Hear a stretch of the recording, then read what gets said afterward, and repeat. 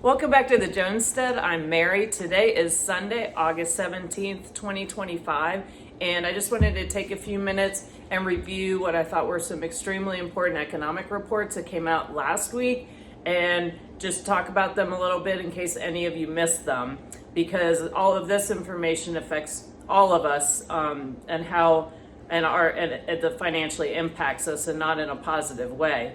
So the first I wanted to talk about was on Tuesday, the report came out that the U.S. national debt is now $37 trillion, which is a new record, and that is not a record you want to break, and it's continuing to go up. And what's interesting is the Congressional Budget Office in 2020, otherwise known as the CBO, when they put out their projections in January of 2020, they had projected that the U.S. would not reach $37 trillion until 2030. So unfortunately, we have far exceeded and surpassed their expectations.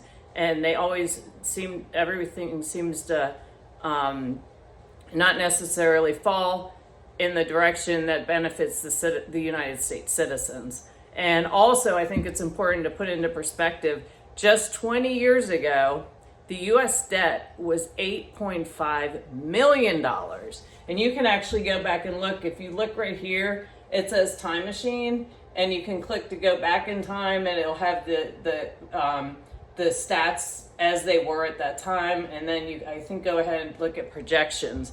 So if we're considering where the U.S. debt is, the fact that it's continuing on is not a good sign, because the spending continues on. And if you look at what does that mean per citizen, is $108,000, $108,537.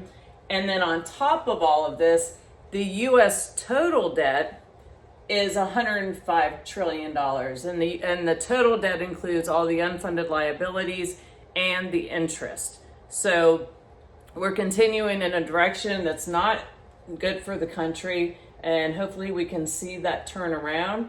But it's very important for us as citizens of the United States to actually understand how much money our government is spending, trying to figure out where they're spending it as well. Now, earlier in the week, I think it was about Tuesday, the consumer price index numbers came out, and that was showing inflation was at 2.7%. I think that may have been corrected up a bit. I can't be sure about that. I have to check on that. And so while we are continually seeing an ongoing increase in the cost of consumer goods, just yesterday my husband and I went to Costco, and we usually buy, when Costco has it on sale, their coffee, just either Maxwell House or Folgers, whichever. And they used to be about $7 for a 2-pound, they bought a can of coffee. When we were at Costco yesterday, they are now, I think it was $15 for a can. So it's doubled. Just coffee has doubled in price, and expect that to continue also because the coffee bean supply has been impacted negatively by weather. So you're going to see a ripple effect in that area.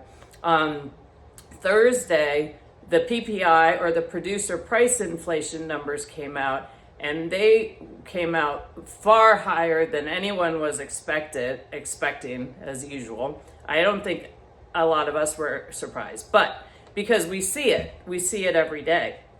And so those core prices had spiked to 0.92%, and that's month to month. And just to give you a little explanation, the core excludes food and energy.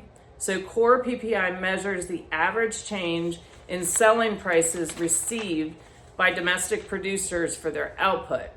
And so this wasn't fueled by the surge in food prices going up 1.5% month to month. Energy prices went up 0.9% month to month.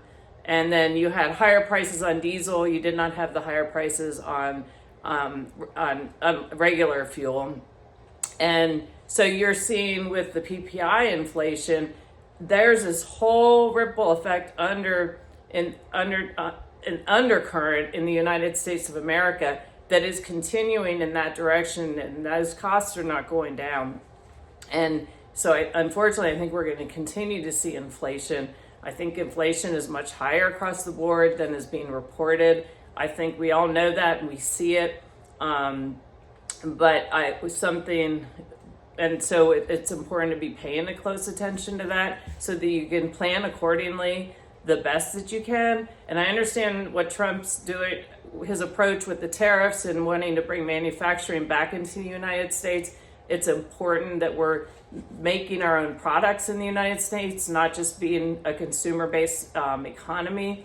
Problem is, that's going to take some time, and there is going to be pain while we bring that back to the country, because we lost a lot in this country. When it all went overseas, we lost a lot of those manufacturing plants, really damaged a lot of small towns across the United States of America.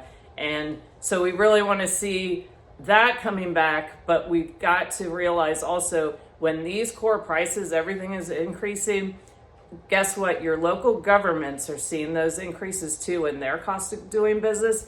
And guess what they will do?